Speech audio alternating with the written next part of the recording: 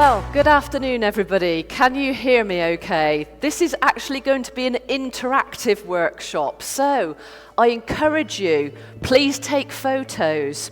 The slides that I'm sharing will be available, so you don't have to worry about scribbling notes. And please send me a connection request on LinkedIn and tweet and share the content. We want to actually say what you can do as practical exercises to make a difference. So, your career journey and my career journey. The diversity of your career journey is likely to accept how your personal brand is being developed. And the diversity in your career journey actually contributes to your success. Looking at this, I'm not sure I could have planned it. So I started out as a lifeguard. I then went via railway brake engineering and a tasting panel for chilled foods. I planned the logistics for a plastics moulding factory and moved into their marketing department. And then I was a main board director of a group of construction companies, and they contributed to work within the highways as well. And 5 years ago, I started my own business. But each role that you have in your job teaches you skills. You learn what you like to do, and you learn what you don't like to do. And I loved art and science, so where was I going to find a job that gave me both of those? And sadly, as we've heard earlier, some roles lack female peer support. But when you're in your career, invite passionate people into your life that care about what they do. Think about your job. What actually makes your heart sing? So, who's had any of the following jobs? This is the interactive bit, so hands up. Anybody been an engineer or a quantity surveyor, an architect, a designer, a planner, someone in the logistics or site management, or in the skilled trades? There's numerous different roles within our industry, and all of those contribute to how you build your personal brand within a business. And you need to think, what is your role going to do for your future career? And I'd say every role provides that learning. So, take every opportunity for education. Is your employer offering to send you on a seminar or sponsor a course, maybe a degree? Take that learning. And be kind. Curate your network. Who's going to work with you? Who's going to help develop your career? And how can you help develop someone else's career? Build up others. There's no need to knock anybody down. Everybody gets better together. Build that. Show your willingness to learn. And never think your experience is wasted. Something always contributes. As I showed you earlier, I worked as a planner in a moulding factory, and I then marketed plastic drainage products. And then I run my own marketing company and develop a marketing strategy for a stormwater management company who couldn't believe that I could design a drainage run. So it all comes in useful. Make sure you've got that learning and those opportunities. But accumulate that knowledge, help that build your brand, and seek out opportunities for development. And it's all about being generous with your knowledge. Now, we have got worksheets to help you with this, but appreciating everybody's time limits and the distribution of materials, if you want to grab one before you leave, they're on some of the tables at the side, alongside with some purple pens. But what I was encouraging everybody to do is write a list. So the activity for you in your business is, what are you amazing at? What do you excel in? What's your favourite subjects? The list is about praise. You need to flatter yourself. So we'll skip the idea of actually having a 2-minute exercise to write it, but please take the list afterwards. There is a worksheet, but actually it's about giving that thought to the process. What are you good at? Because what you're good at is going to build your tribe. It's going to build your brand you and make people engage with you. So that could be skills. lessons learned, your location, your personal attributes. All of these things contribute to brand you. As we've said, give those some thought. If you've got your list, you can capture them. If not, you can soon catch up otherwise. I'm sure you'll remember. And then, by the flip side, you cannot be all things to all people. So, my bad. What's your bad list? What don't you like to do? It's really important to understand what you love to do and actually what you don't want to do. And that's some of the career journey education that you gain. You try things, you think, no, that didn't work for me, or I love this. And that's what you need to build up. So in your list, you've also got your bad list. And it's hard to do that. And actually, you will find many people, and this is particularly true of women, sadly, are able to write more on what they're not good at than what they actually are good at. So build that in mind. What you don't like, what you consider yourself bad at, and you're probably not bad at it, it's probably a training opportunity. Look at the positivity. What do you avoid doing altogether? There's just some things you don't want to do. So, when you had your list, I suspect for most people the bad list would be longer. So that being the case, you need to build your magnificent marketing. If your first list is longer, congratulations. We can make you even more amazing and awesome. There's lots you can do to help yourself. So when you're feeling positive about your business, when you're feeling positive about the work that you do, that's the impact you have on other people. So we're talking about the magnificent marketing of brand you. How do you build your personal brand? Well, first off, you've got to know why you're different. Why is it that someone wants to deal with you? Well, there could be numerous reasons, but you do need to define what products or services you provide, because people basically do need to know what you're going to deliver. And you have to create that trigger in people's memory. What is it you're doing? What will make you their ideal choice? And that's what it comes back to.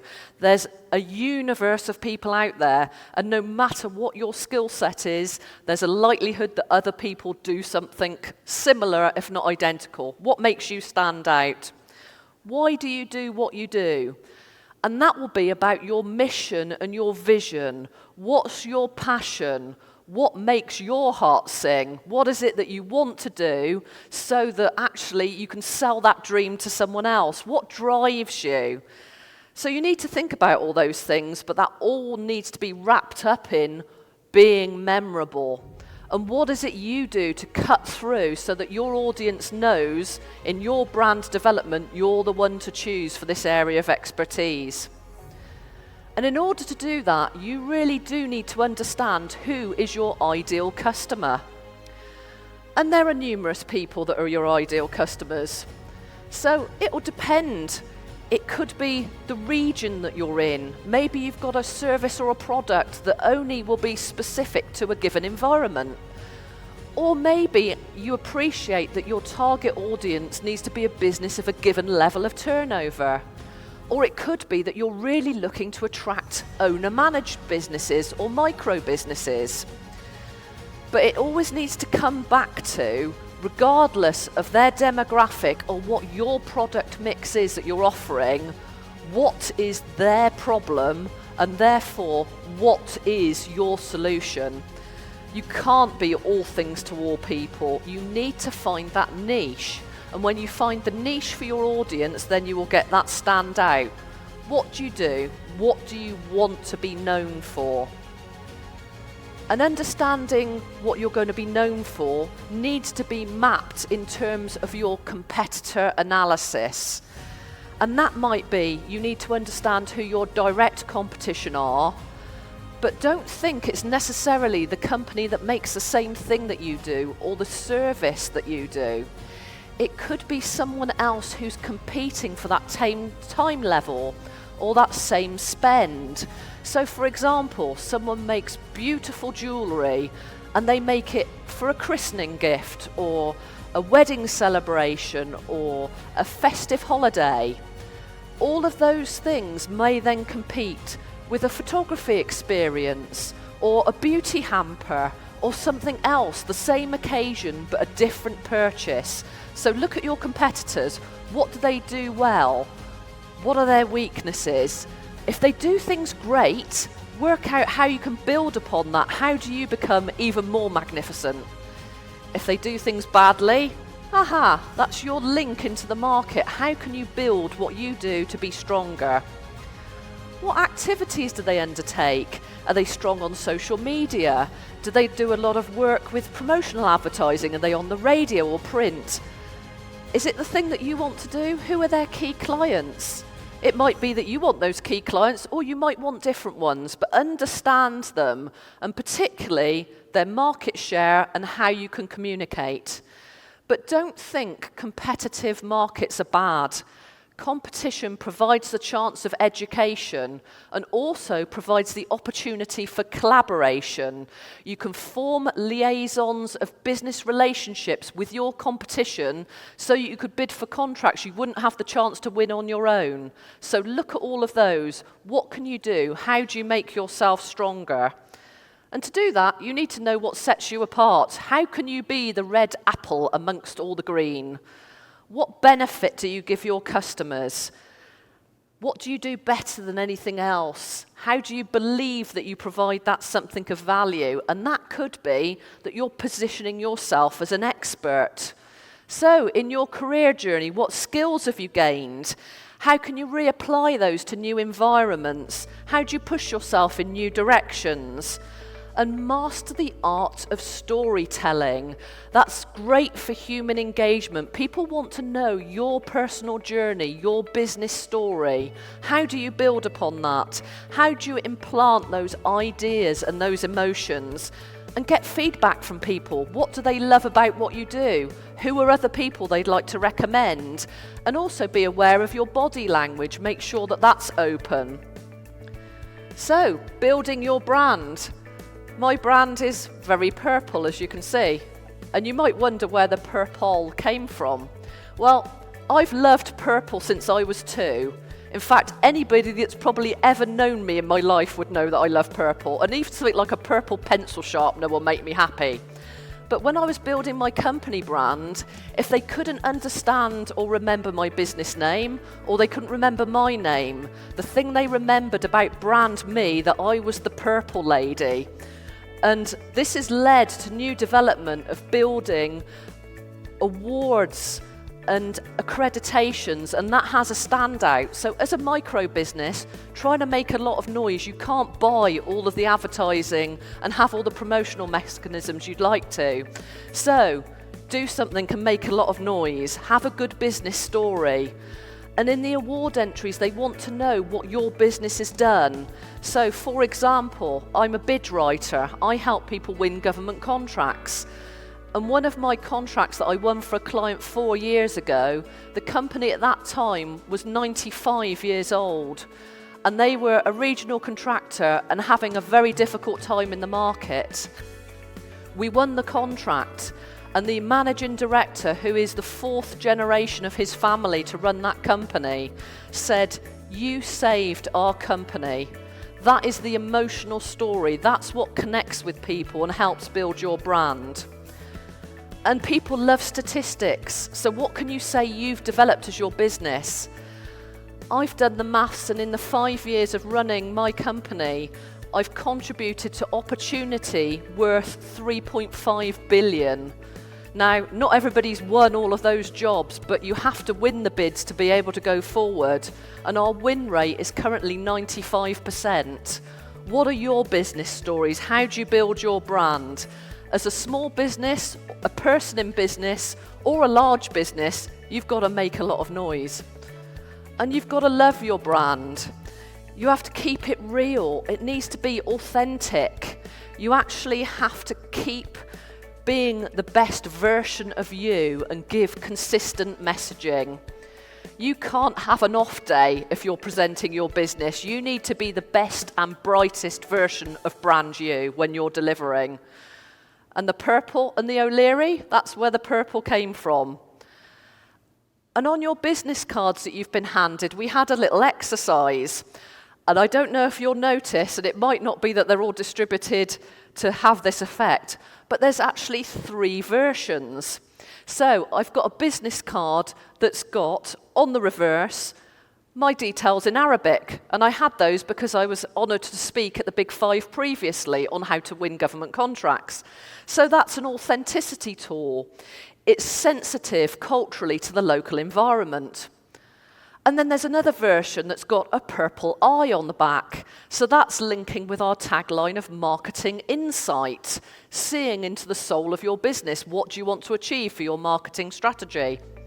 And then the third version is my new ones. Literally, they've only been out less than a week. And this is a promotional vehicle, as I've just written a book. So I've taken the opportunity on my business card to promote my product offer on the back. So use your business cards. They're a great space. Use both sides of them. Make them count for you.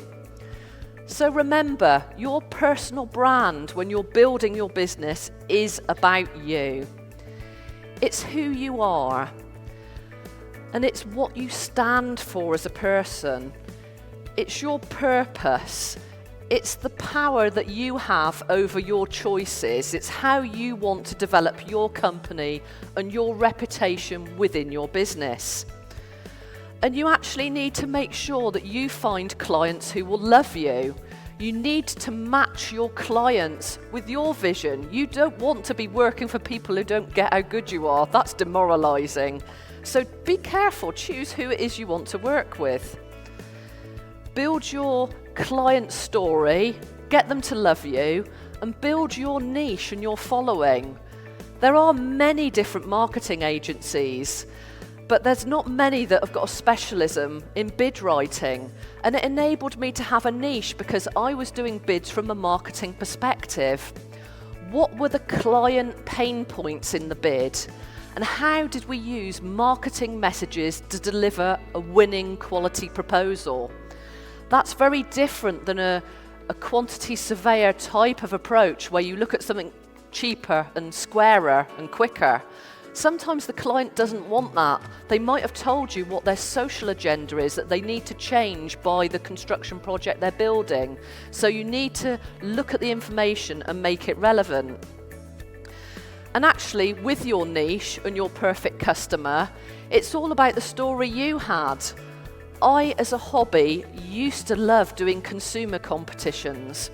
And it was in the days prior to the internet that I first did it, forming slogans, and it was promotion and marketing, and that was the learning that I had before I was able to study. But I was also in the logistics side of the company, so I planned all of the factory. They gave me the opportunity to sponsor both my bachelor's and my master's degrees. So take that education and move that forward with your brand. It gave me a career where I was able to use the knowledge of my career journey as a marketing strategist and put that into bid writing and award entry as well. It's really positive to have different strings to your bow, as they say in England. So, that looks like a fairly perfect beach to me, but who is your perfect customer? And what is perfect for them? What are their biggest challenges? You need to look at brand you and say, how do you address those challenges? How can you address that critical question? How can I help you? And why do you need to choose me? That's what you need to get across. Who will embrace brand you the most? And that's actually where the 4 W's come in. You may have seen this from the lead up to the presentation, and you're thinking, well, I know a fair few W's, which ones could they be? The who, the where, the when, but most importantly, and this applies in networking and your marketing messages, your client will want the cut through of what's in it for me. They want to know how you will solve their problems. So, for example, for mine, I would say, hello, I'm Denise O'Leary. I'm from the UK, and my company is Purple Marketing, and it was founded in 2014. I help companies win more often. With a 95% win rate, we help businesses win contracts and pitches, and help them build up their people and their processes with marketing strategies to set their strategic direction so they win even more. And if you have that conversation with someone, they might remember your name or where you're from. They're probably really not that bothered where you formed your company, but they will understand what you deliver. How do you do something that is of real benefit to them? They want to win more of their bids. They want to win that pitch when they turn up. So, this is the things that you need to bear in mind. And you focus this on brand you. Again, you've got this on your worksheet, but give it the thoughts. Who you are, where you're from, when you've got the opportunity to help, and most importantly, what's in it for them. Remember that. And you might want to think about creating a Twitter-friendly headline, something short and punchy. So ours, when we have it into a small word limited level, is we help people win more often. Think of a tagline that you can use for you and your business. You want to give them the one thing that you want them to remember. So it is about the focus of the benefit you provide. What is that benefit?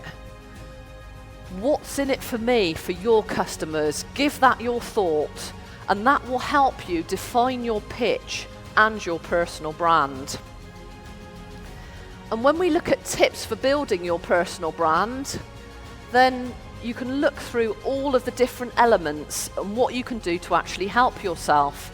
And I'm a great advocate of generating PR for your business. So enter awards.